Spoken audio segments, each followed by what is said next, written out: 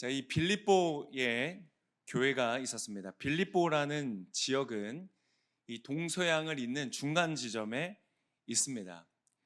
빌립보는 비아 에그나티아라는 로마의 아주 유명한 도로가 있었거든요. 동과 서를 연결해주는 아주 중요한 군사의 이동 통로이기도 하고 물류가 오가는 그런 무역의 길이었습니다. 근데 바로 빌립보는 그 도로 위에 있었고 바로 동과 서를 잇는 바로 그 지점에 이 빌립보라는 지역이 있었습니다. 그래서 굉장히 중요하고 굉장히 의미가 있는 지역이었죠. 그래서 로마는 이 지역에 상당한 투자를 많이 합니다. 그래서 이 지역에 있는 시민들한테는 대부분 이제 로마에서 퇴역한 군인들, 로마에서 군인하면 상당한 지위 계층이거든요. 그 사람들이 은퇴한 다음에 많은 사람들이 그곳에 가서 살았고, 이탈리아법이라는 것을 실행해서 빌립보에 사는 아주 많은 사람들, 대다수의 시민들에게는 로마 시민권을 주었습니다. 이 로마 시민권을 갖고 있다는 건 이 로마 제국 안에서 굉장한 특권이었기 때문에 빌립보에 있는 사람들은 그 시민권의 특혜를 누리면서 굉장히 자부심에 있었던 그러한 도시였습니다. 그래서 원래 사도 바울은 빌립보로 가려고 한 것이 아니었습니다. 왜냐하면 빌립보에는 이 사도 바울의 선교 전략과는 좀 거리가 있었습니다. 사도 바울은 먼저 유대인들이 모여 있는 곳으로 가서 그것을 기반으로 복음을 전하기 시작했거든요. 근데 이 빌립보에는 회당이 없었습니다. 유대 성인 남자 10명이 모이면 회당을 지을 수 있는데 이 빌립보에는 없었습니다. 아마 워낙 자부심이 강한 도시였기 때문에 유대인 같은 이 타 인종, 이주민들이 아마 정착하기 어렵지 않았을까 이런 생각을 해봅니다. 그러니까 이 사도 바울은 원래 빌립보 가려고 안 했는데 이상하게 원래 바울이 가려고 했던 곳은 아시아, 지금으로 말하면 튀르키예에 있는 지역, 아시아와 이 비두니아 쪽으로 가려고 했는데 동쪽으로 가려고 했는데 이상하게 성령께서 계속 막으신 거예요. 2번이나 바울을 막으십니다. 그리고 그 유명한 환상을 보죠. 이 마케도니아 사람이 나와서 환상 중에 와서 우리를 도와주십시오 라는 환상을 보고 사도 바울이 이동을 하게 됩니다. 그래서 마케도니아에 들어가서 가장 처음 만난 도시가 바로 빌립보입니다. 빌립보가 위치적으로도 그렇고 아주 중요한 곳이었기 때문에 이 바울이 간 곳이죠. 근데 이 바울이 갔던 이 지역은 복음을 전하기가 쉽지 않았습니다. 회당도 없었고 자부심이 워낙 가득 찼기 때문에 많은 일들이 있었는데요. 그 중에 하나 이런 일이 있었습니다. 어떤 여자 노예인 종인 여자아이가 있었는데 이 여자아이가 귀신이 들려 있는 겁니다. 이 귀신이 들려 있으니까 사도 바울을 딱 보면 사람들은 행색을 보고 판단하지만 이 귀신은 영적인 것을 보니까 바로 알아보는 거예요. 이 사람은 하나님의 사람이다. 그러면서 쫓아다니면서 그거를 막 소리를 지르는 겁니다. 이 사람은 하나님의 사람이다. 하나님의 소식을 전하는 사람이다. 당연히 귀신들이 복음 사역을 도울 일은 없고 방해하는 목적으로 소리를 지른 겁니다. 그러니까 누구랑 만나서 대화를 좀 하려고 해도 계속 소리를 지르고 방해를 하니까 바울이 참다 못해 귀신을 쫓아내 버립니다. 귀신이 나가버리니까 무슨 일이 생겼냐면 이 종의 주인이었던 사람들이 사실 이 귀신 들린 여자아이로 점을 보면서 돈을 벌고 있었던 거예요. 그러니까 이제 자신들의 수입이 사라진 것을 깨닫고는 화가 나가지고 사도 바울을 고소하게 됩니다. 고소해서 그러니까 아무래도 지역의 유지들이었던 것 같습니다. 돈을 제법 벌고 있었던 그런 사람들이 이 사도 바울을 공격하니까 관리들, 그러니까 그곳의 경찰이라고 할 수 있는 사람들까지 와서 사도 바울을 딱 보니까 좀 행색이 뭐 시원찮거든요. 그러니까 이 유지들의 말에 따라서 그 사도 바울의 옷을 벗기고 심하게 매질을 합니다. 아주 뭐 여러분 로마에서 매질이라고 하면 이게 만만한 게 아닙니다. 아주 그냥 두들겨 맞은 겁니다. 그리고는 감옥에 가두죠. 그러니까 여러분 이상하지 않습니까? 사도 바울이 주님의 부르심으로 성령님의 인도하심으로 간 곳이 빌립보란 말이에요. 아시아를 막으시고 글로 보냈으니까 아시아보다 훨씬 더 많은 막 역사들과 좋은 일들이 일어나야 되지 않겠습니까? 근데 오히려 매질을 당하고 감옥에 갇히는 그러한 일을 경험하는 것이죠. 때때로 하나님의 인도하심은 우리가 이해하기가 어렵습니다. 하나님의 인도하심을 따라가면 길이 열리고 문제가 해결되고 잘 될 것 같은데요, 이상하게 안 그럴 때가 많습니다. 하나님의 뜻에 순종해서 갔더니 내가 생각하지 못했던 문제를 만나고 어려움을 겪는 경우가 많다는 것이죠. 그럴 때에 사랑하는 성도 여러분, 낙심하지 마십시오. 그 안에 하나님의 더 크고 놀라운 뜻이 있는 줄을 믿습니다. 그 과정을 통해서 어떤 일이 있었는지 아세요? 사도 바울이 일단 회당이 없으니까 기도할 장소가 없어서 기도할 곳을 찾다가 강가로 갑니다. 강가에 여성들이 모여 있는 거예요. 거기서 복음을 전했더니 그 중에 한 여인이 그 복음의 말씀에 은혜를 받고 그 말씀을 따라 복음을 받아들이게 됩니다. 그리고 바울을 자기 집으로 모시고 가서 온 집안이 세례를 받습니다. 그 사람이 누구냐면 아주 유명한 루디아라는 여인입니다. 자주색 옷감을 다루었던 여인이기 때문에 요즘으로 말하면 명품을 다뤘던 그런 사람입니다. 루디아가 신실한 그리스도의 사람이 되어서 바울의 사역을 적극적으로 돕는 동역자가 됩니다. 그리고 이제 감옥에 끌려갔잖아요. 감옥에 끌려갔는데 그곳에서 아주 유명한 놀라운 장면이 연출이 되는 것이죠. 바울과 동행했던 신라, 바울과 신라가 그 감옥에서 뭘 했을까요? 불평하고 진짜 왜 하나님 여기까지 보내셔서 이렇게 고생시키시냐고 한 것이 아니라 찬송을 불렀습니다. 하나님을 찬양하고 감사하는 노래를 불렀습니다. 노래를 부르는 가운데 지진이 일어났고 감옥의 모든 문이 열리고 차고가 풀려지는 기적을 경험하죠. 그때에 간수들이 뛰어나옵니다. 지진을 느끼고 무슨 일이 없는가 나왔더니 막 감옥 문이 다 열려 있는 거예요. 그러니까 큰일 났다. 죄수들이 다 도망갔겠구나. 우리는 죽었다. 차라리 자살을 하자. 로마의 규율이 그렇게 무서웠습니다. 군인들이, 간수들이 자살을 하려고 하는데 그때에 사도 바울이 외치죠. 너를 해하지 말라. 우리가 아직 여기 있다. 얼마나 멋집니까? 문제가 해결됐다고 해서 그냥 가버린 것이 아니라 바울은 부르신 그 자리 가운데 머물러 있는 것이죠. 그러면서 바울이 얘기합니다. 우리가 여기에 있다. 그때에 놀라운 또 장면이 연출이 되는 것이죠. 간수들이 물어옵니다. 자살하려고 했던 간수들이 그대로 있는 것을 보고는 우리가 어떻게 하면 구원을 받을 수 있습니까? 이 사람들이 느낀 겁니다. 사도 바울이 그렇게 외쳤던 그것이 가짜가 아니구나. 이 사람들이 감옥에 와서 노래를 부를 때, 찬양을 부를 때만 해도 그때도 좀 이상하다고 생각을 했는데 충분히 나갈 수 있는 상황인데도 나가지 않는 것을 보고 이 사람들이 진짜구나 하는 것을 발견합니다. 여러분, 여러분의 고통과 어려움의 순간이 여러분의 진짜를 보여주는 기회가 되실 수 있기를 축복합니다. 바로 그런 순간이 됐습니다. 어떻게 된지 아세요? 간수가 사도 바울을 집으로 모시고 가서 상처, 그 두들겨 맞은 모든 상처를 치료해주고 또 그 온 가족이 세례를 받게 됩니다. 이렇게 두 번째 성도를 맡게 되는 것이, 그리고 세워지는 것이 바로 빌립보 교회였습니다. 그리고 빌립보 교회는 그 이후에 어떤 교회가 되었는가? 이 사도 바울의 사역을 가장 적극적으로 기도와 재정으로 열심히 도왔던 교회가 됩니다. 사도 바울이 생각만 해도 기쁨이 되는 교회, 그런 교회가 바로 이 빌립보 교회가 됩니다. 그래서 오늘 이 빌립보서에 보면요, 기쁨이라는 단어가 16번 나옵니다. 4장밖에 안 되는 짧은 책인데요, 계속 기쁨이 나옵니다. 사도 바울은 빌립보만 생각해도 기쁜 거예요. 여러분, 주님께 그렇게 기쁨이 될 수 있는 우리 교회가 되기를 소망합니다. 그래서 여러분, 빌립보서의 특징이 뭔지 아세요? 빌립보서의 특징은 짧습니다. 여러분, 잘하는 아이한테는 할 말이 많아요, 적어요? 적죠. 언제 말을 많이 합니까? 제대로 안 하고 있을 때. 고린도 교회 보세요. 전서와 후서 2번이나 써야 돼요. 그리고 길어요. 할 말이 많아. 근데 빌립보서는요, 4장밖에 안 짧습니다. 그런데 그 안에 기쁨, 감사, 그러한 사도 바울의 이 따뜻한 마음이 가득 차 있는 것이, 그러한 교회가 된 것입니다. 처음에 갔을 때 어려움이 있었지만, 길이 보이지 않았지만, 오히려 장애물을 만났지만, 여러분 그 안에 더 큰 하나님의 축복이 있는 줄을 믿습니다. 혹시 지금 어려운 가운데 있습니까? 고통 가운데 있습니까? 장애물이 있습니까? 두려워하지 마십시오. 바로 그 안에 더 큰 축복이 있는 줄을 믿습니다.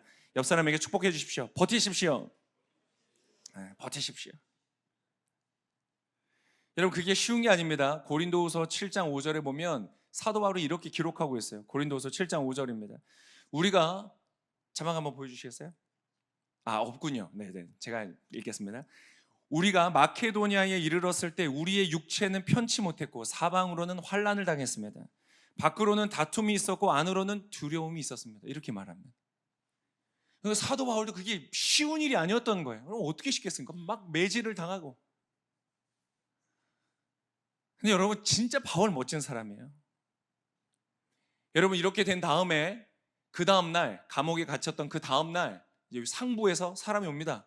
자, 이 정도 됐으니 이제 집에 가라. 왜요? 지방 그 지역 유지들 때문에 그런 걸 협조해가지고 막 때렸는데 사실은 뭐 법을 어긴 건 아니니까 이제 풀어주겠다, 가라. 그러니까 바울이 그때 놀라운 얘기를 하죠. 무슨 얘기를 합니까? 나는 로마 시민인데 아무런 재판 없이 나를 이렇게 매질하고 감옥에 가뒀다가 하는 것이 옳은 일이냐? 그럼 난리가 납니다. 이 사람이 로마 시민이었어. 행색을 보고 그냥 피지배계층인 줄 알았는데 로마 시민. 난리가 납니다. 그래서 상부에서 막 사람들이 쫓아옵니다. 감옥에 쫓아와서 손이 발이 되도록 빕니다. 죄송합니다. 죄송하지만 조용히 좀 여기를 떠나주십시오. 왜요? 이 바울이 상부에 상고를 하면은 여러분, 이 사람들 난리 나는 겁니다. 다 잘리는 겁니다. 사도 바울은 권한이 있었습니다. 말하면 매질 안 당합니다. 자기를 보호할 수 있었습니다. 근데 하지 않는 거예요. 여러분에게 혹시 특권이 있습니까? 여러분, 주님의 영광을 위해서 사용하는 멋진 인생이 되실 수 있기를 축복합니다. 나를 위해서가 아니라 주님을 위하여. 자, 그러한 이 스토리와 추억이 있는 곳, 이 빌립보 교회를 바라보면서 사도 바울이 지금 편지를 씁니다. 12절에 이렇게 말합니다. 같이 읽겠습니다. 그러므로 내 사랑하는 사람들이여, 내가 여러분과 함께 있을 때뿐 아니라 지금 내가 없을 때도 두렵고 떨리는 마음으로 구원을 이루십시오. 사랑하는 사람들이여. 여기서 이 바울의 사랑의 말은 진실입니다. 진심이에요. 정말 너무 사랑하는 거예요. 여러분, 하나님은 여러분을 정말로 사랑하십니다. 진실입니다. 우리는 너무나 가짜에 익숙해져 있어요. 고객님 사랑합니다. 참 이상하더라고요. 전화를 받았어요. 고객님 사랑합니다. 이 전화하시는 분이 나를 사랑하실까? 전화를 하는 사람에게 그 일을 시킨 그 회사는 정말 나를 사랑할까? 우리 오늘교회 한 장로님의 간증입니다. 그분이 금융계에서 일하시는데 그분이 이제 일하는 동안에 어떤 한 금융 상품이 개발이 된 거예요. 난리가 났습니다. 사람들이 막 그 상품을 사기 위해서 사람들이 막 돈을 투자합니다. 직원 회의를 하는데 직원들이 막 얘기를 하는 거예요. 우리도 이거 판매해야 됩니다. 사람들이 우리 주 고객들도 돈을 싸들고 와서 이거 만들어 달라, 투자하겠다. 근데 우리 상품이 없으니까 옆에 경쟁 회사로 갑니다. 우리 빨리 만들어야 됩니다. 이 장로님이 곰곰이 생각하시다 질문을 던졌습니다. 참 여러분, 질문을 잘 하셔야 돼요. 이 날선 지혜의 질문은요, 많은 논란을 한 번에 잠재웁니다. 뭐라고 질문했는가? 그 상품을 여러분의 가족에게 팔 수 있습니까? 여러분의 아버지 은퇴하시고 그 은퇴 자금이 전부인 사람이 있는데 그분에게 이거 사십시오 라고 권할 수 있습니까? 당신의 자녀에게 팔 수 있는 그런 상품입니까? 질문을 딱 던졌더니 직원들이 조용해지더래요. 말 못하는 거예요. 그렇다면 우린 팔지 않습니다. 그런 거예요. 그리고 몇 년이 지났습니다. 그리고 사고가 났어요. 이 상품에 큰 문제가 있었던 것이죠. 그래서 투자했던 사람들이 거의 전액을 손실을 보게 되는 사건이라는 거예요. 난리가 났습니다. 그래서 심지어 그것을 판매했던 많은 회사들이 영업 정지를 받습니다. 이게 엄청 중징계거든요. 국가에서 중징계를 먹을 때 이것은 괜찮았다. 그래서 그때 업계의 1위로 서게 됩니다. 선두로 서게 됩니다. 기가 막히죠. 이런 역사가 있으시길 축복합니다. 여러분, 정말로 사랑으로 이 세상이 움직인다면 얼마나 좋을까요? 정말 당신의 가족처럼 사랑합니다. 여러분, 우리가 누군가가 물건을 파는데요, 이게 정말로 그 사람을 사랑해서 나를 사랑하는 것도 아니고 돈을 사랑하는 것도 아니고 그 물건을 사서 쓰는 사람을 정말로 사랑하는 마음으로 세상에 물건을 판다면, 제자들을 가르칠 때에 나를 사랑하고 내 커리어를 사랑하는 것이 아니라 정말로 그 아이 한 영혼을 사랑하는 교사들이 이 땅에 있다면 이 세상 천국 되지 않겠습니까? 하나님은 저와 여러분을 사랑하십니다. 하나님은 정말로 우리를 사랑하세요.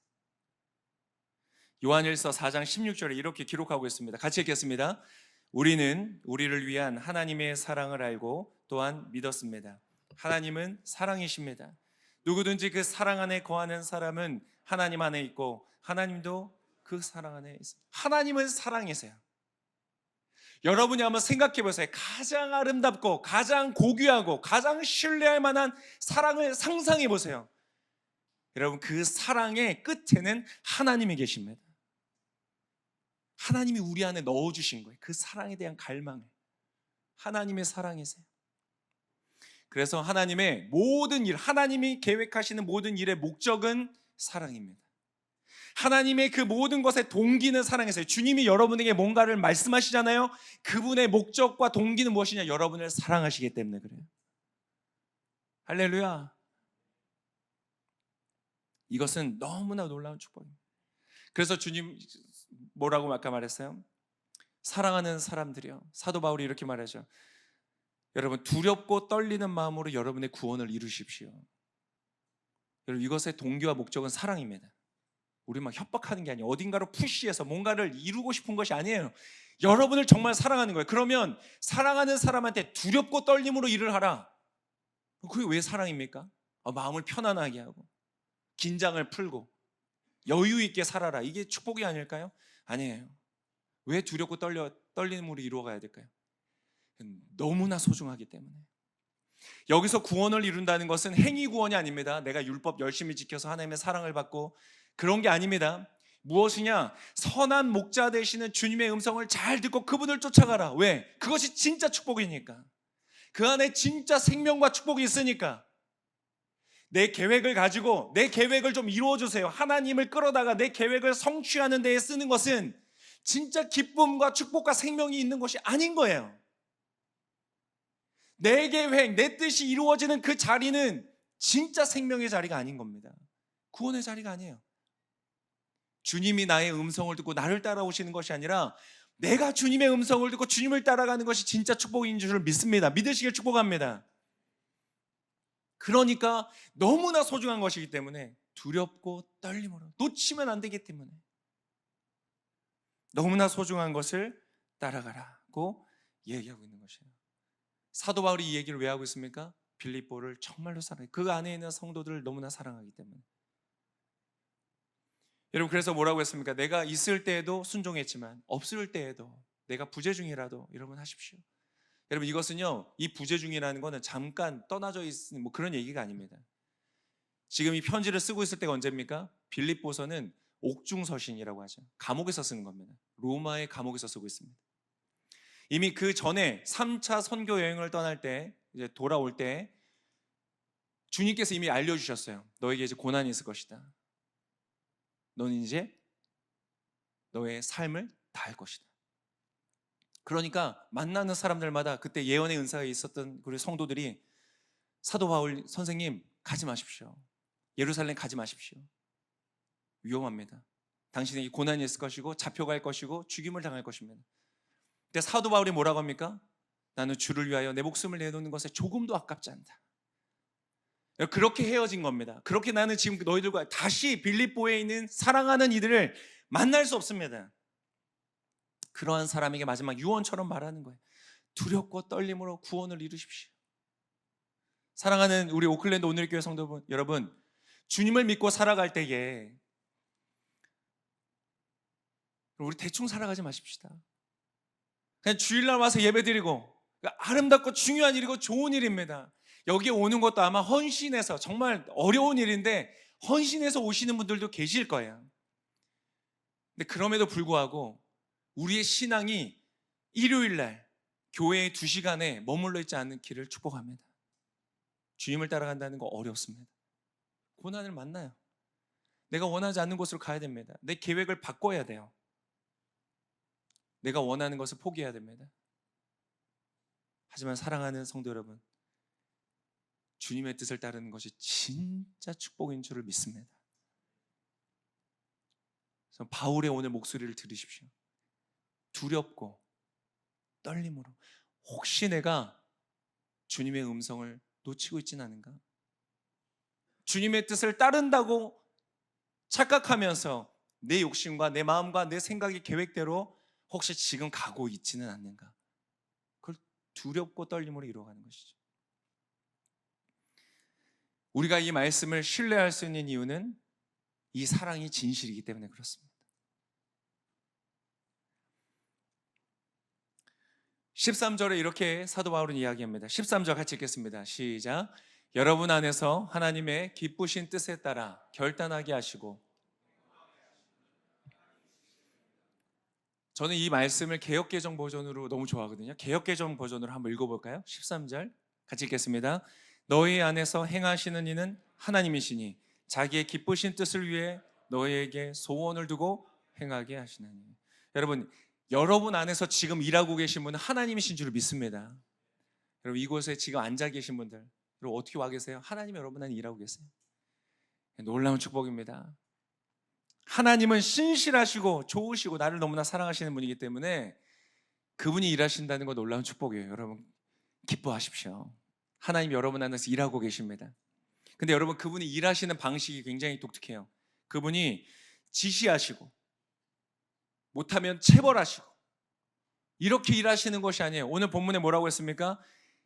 하나님의 뜻을 위하여 너희 안에 소원을 두고 행하신대요. 여러분 안에 마음속에 소망을 두고 행하게 하신대요.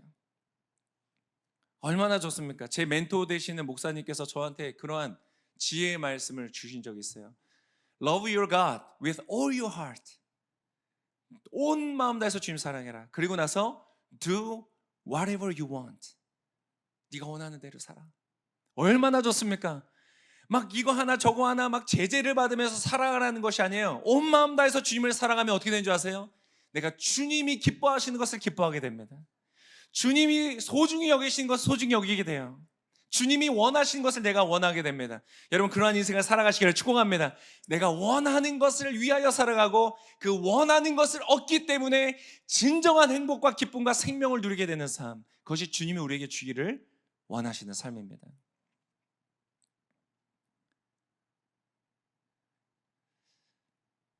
자, 14절의 말씀 이렇게 기록되어 있습니다. 우리 14절 같이 읽겠습니다.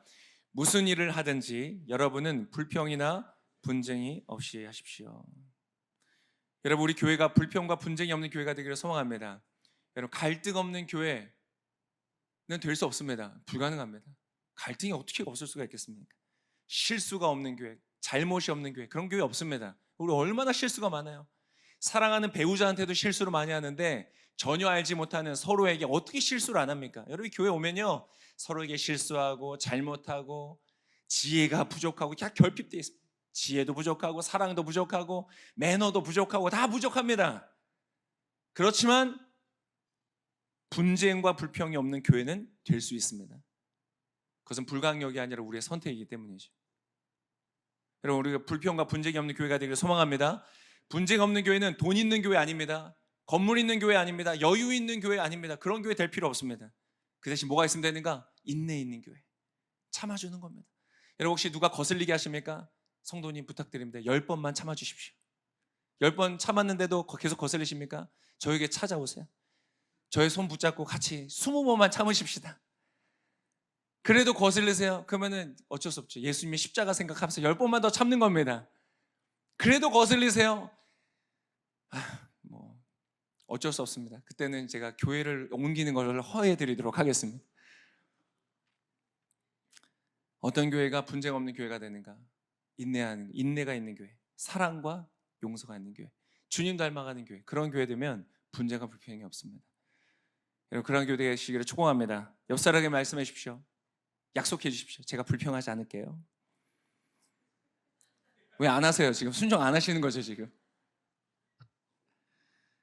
우리가 불평과 분쟁이 없는 그러한 교회 되기를 소망합니다. 자, 17절의 말씀 마지막으로 우리 보도록 하겠습니다. 17절과 18절의 말씀입니다. 같이 읽겠습니다. 이제 내가 여러분의 믿음의 제사와 예배에 내 피를 붓는 일이 있을지라도 나는 기뻐하고 여러분 모두와 함께 기뻐할 것입니다. 여러분도 함께 기뻐하고 나와 함께 기뻐하십시오. 자, 여기에서 말하는 내 피를 붓는, 믿음의 제사와 예배에 내 피를 붓는다는 말은요, 개역개정으로 보면은 전제 혹은 관제라는 제사의 일종입니다. 이거는 drink offering이라고 해서 물이나 와인을 확 쏟아붓는 거죠. 다 쏟아붓는, 한 방울도 남기지 않고 쏟아붓는 제사를 말하거든요. 다 쏟아붓기 때문에 완전한 헌신을 의미합니다. 그러니까 바울이 뭐라고 말하는가? 내가 여러분을 위하여 나의 모든 것을 다 쏟아붓는 일이 있을지라도 나는 기뻐합니다. 여러분 모두와 함께 기뻐할 것입니다. 여러분, 이 짧은 두 절에 기쁨이 몇 번 나왔어요? 4번 나왔습니다. 나와 기뻐하십시오. 여러분도 기뻐하십시오. 여러분이 말씀이 저와 여러분의 삶에 성취되어 주시기를 축원합니다. 이게 이해가 되세요? 근데 내 걸 다 쏟아붓습니다. 그 사람을 위해. 근데 내가 기뻐요. 아니, 그 사람이 나를 위해 다 쏟아부으면 기쁘는 거 이해가 되는데, 여러분, 내가 그 사람을 위해서 다 쏟아붓는데 내가 막 기쁨이 넘쳐. 이해가 되세요? 그러면 이해가 다 되죠. 자녀 키워보신 분들은 다 이해되잖아요. 자녀를 위하여 나의 것을 다 쏟아붓는데, 그잖아요. 나의 에너지를 쏟아붓고 나의 돈을 쏟아붓고 나의 시간을 쏟아붓고 나의 미래, 내가 원하는 많은 것들을 희생하면서 쏟아부을 때 우리 안에 기쁨이 있잖아요. 여러분, 사도 바울은 지금 그러한 기쁨 속에 가득해 있는 것입니다. 어떻게 이게 가능합니까? 바울도 그러한 사랑을 받았기 때문에. 여러분, 생각해 보세요. 2렙돈을 바쳤던 과부가 있었습니다. 예수님 보시면서 칭찬하셨잖아요. 그 과부가 2렙돈을 넣을 때 여러분, 어떤 마음이었을까요? 저는 확신합니다. 기쁨이었을 거예요. 아, 어떡하지? 2렙돈밖에 없는데. 그래도 이거 주님 드리면 주님 나머지 제 삶 책임져 주시겠죠? 그러한 걱정과 어떤 거래의 마음으로 넣었을까요? 아닐 거라고 생각해요. 기쁨이었어요. 하나님, 내가 가진 것이 아무것도 없지만 2렙돈이라도 내가 주께 드릴 수 있는 것이 나의 기쁨입니다. 그렇게 드리니까 주님이 감동을 하시는 거예요. 너가 나를 이렇게 경외하느냐. 그러니까 예수님이 그걸 보시면서 이 여인은 어느 누구보다 많은 것을 주께 드렸다. 우리 여러분, 주님 믿는 거는요 정말 멋진 일이에요. 고급입니다. 고급. 우리 주님 너무 고급이세요. 돈 많이 내는 사람한테 감동하시는 게 아니에요. 그 마음의 중심을 보시는 거예요. 더 가치 있는 것이 무엇인지를 아시는 거예요. 향유옥합을 주 앞에 깨트렸던 여인은 무엇이었을까요? 어떠한 마음이었을까요? 예수님께 향유옥합, 자신의 전 재산, 결혼할 때 써야 되는 그 유일한 혼수품, 그것을 깨트려서 주님 앞에 부을 때 그 여인은 어떠한 마음이었을까요? 100% 확신합니다. 기쁨이었어요. 내가 주님의 발을 씻길 수 있다는 것. 사랑하는 성도 여러분, 주님을 위하여 살아가고 뭔가를 할 때 여러분, 그것이 기쁨이 되시는 인생이 되시기를 축원합니다. 예수님 너무나 기뻐하시는 거예요. 왜요? 향유값이 비싸서? 향기가 좋아서? 아니요, 주님 그런 분 아닙니다. 주님은 마음의 중심을 보시는 거예요. 왜요? 왜 이렇게 살아야 됩니까? 이것이 가장 아름다운 길이기 때문에 그래요. 가장 멋진 길이기 때문에 그래요. 이것이 진짜 생명의 길이기 때문에 그래요. 마치 우리의 자녀들이 나의 돈을 먹고 크는 것이 아니라 나의 사랑을 먹고 크는 것처럼 우리는 그 사랑으로 말미암아 사는 존재들이기 때문에 그렇습니다. 그래서 여러분, 분명한 확신을 가지고 말씀드립니다. 저와 여러분은 이미 그러한 사랑을 받았어요. 누구로부터 받았습니까? 예수 그리스도로부터. 그분은 우리를 위하여 모든 것을 쏟아 부어주신 분이에요. 말 그대로 그분의 모든 것을 쏟아 부으셨어요. 그 성경이 말하잖아요. 피 한 방울까지. 정말 사도 바울의 말처럼. 그분은 채찍이 맞으셨기 때문에 온몸이 피투성이었죠. 그리고 손발에 못을 박았기 때문에 동맥이 터지면서 많은 피를 흘렸습니다. 하지만 거기서 멈추지 않았어요. 성경은 뭐라고 말하죠? 창을 옆구리를 찔렀다. 해부학적으로 볼 때 심장이 터졌을 거라고 봅니다. 왜냐하면 물과 피가 쏟아졌거든요. 정말 모든 것을 다 쏟아부으셨다. 그때 그 피는 무엇이었습니까? 저와 여러분을 향한 사랑이었다는 거예요. 여러분, 주님은 저와 여러분을 사랑하십니다. 정말로 사랑하세요. 나도 이렇게 했으니까 너도 이제 다 쏟아 부어라. 주님 그런 거래로 하시는 거 아닙니다. 그러한 것으로 우리를 지금 푸시하기를 원하시는 게 아니에요. 사도 바울이 빌립보에 얘기하는 거죠. 왜 그러한 길을 얘기하고 있습니까? 진짜 기쁨의 길이기 때문에.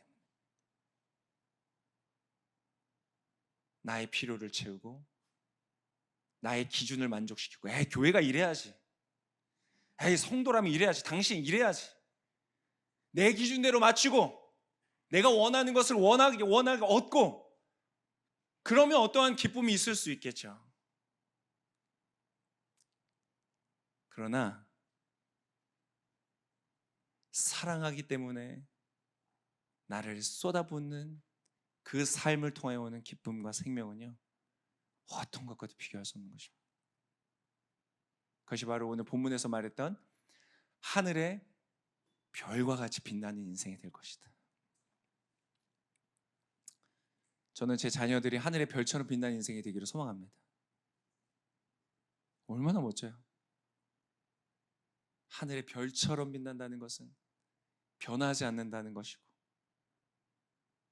아름답다는 것이고, 누군가에는 길이 된다는 것이죠. 방향이 된다는 것이죠. 저는 제 자녀들이 자신을 아끼고 살아가는 존재가 아니라 누군가를 위해 쏟아부을 수 있는 사람이 되기를 원하는 것이죠. 주님은 저와 여러분에게 그렇게 말씀하십니다.